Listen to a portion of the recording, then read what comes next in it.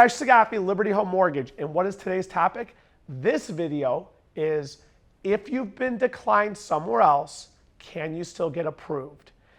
You got to watch the video to get the answer, but it is yes, of course. Okay. So if you were declined at another bank, a lot of people out there will say, Khash, but if one place declined me, how can another place approve me? Okay. Ultimately, even though the lending standards are the same, so yes, you can absolutely be declined at one place and get approved at another. Okay. Even though the basic lending standards are the same for probably 80% of the loans in the United States. So I do have to put a couple of qualifiers out there, just very small ones, okay? For the most part, 80 to 90% of the time, the base guidelines are the same. What happens is, and I've talked about this before in my videos, you want to understand what's called overlay, okay?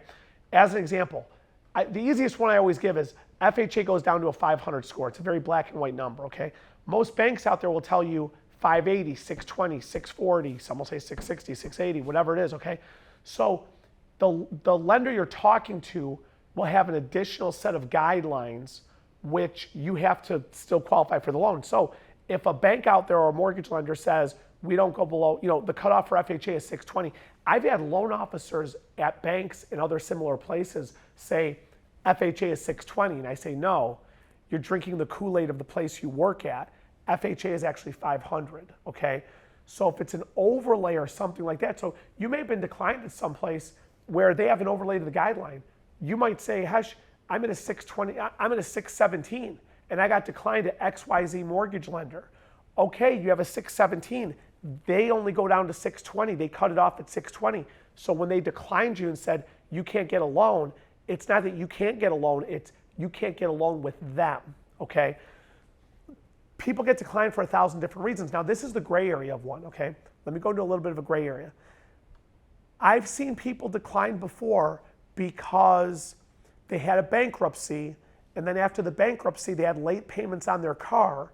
And I've seen underwriters, an underwriter is just a normal person like me and you, and their job is to determine and is to protect the money of the lender to make sure that the person they're lending the money to is going to pay the money back. So I've had some underwriters say, Khash, somebody who went bankrupt should not be late on any of their bills for at least 2 to 3 years after they went bankrupt. There's no way they should be late.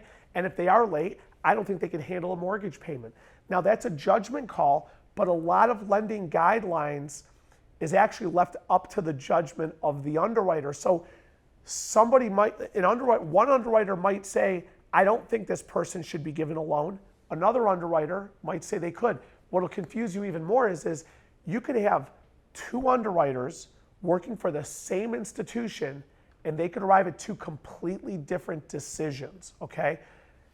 It sounds crazy, but the problem is we're lending money and we're analyzing a lot of data points. I like the word data points because it gives you a visual of it's not just one single thing. It's not just I have the score, I have the job, I have the down payment. It's a ton of things. It's, are you in your overdraft account?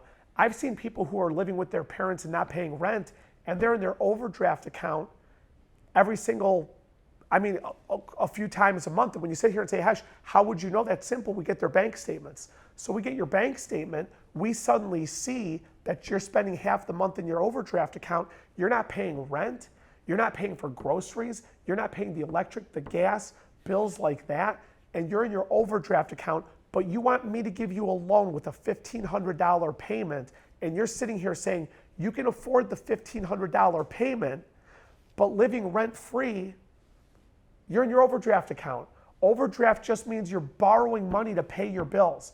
That is not a good situation to be in. So underwriters will look at the whole picture of what we're talking about. And here's the truth with banks, okay? I'm talking Bank of America, Wells Fargo, credit unions, places like that. Those institutions have been around for centuries, for God's sakes, okay? For a long time, a mighty long time. But they still operate like it's 1950, for God's sakes, okay?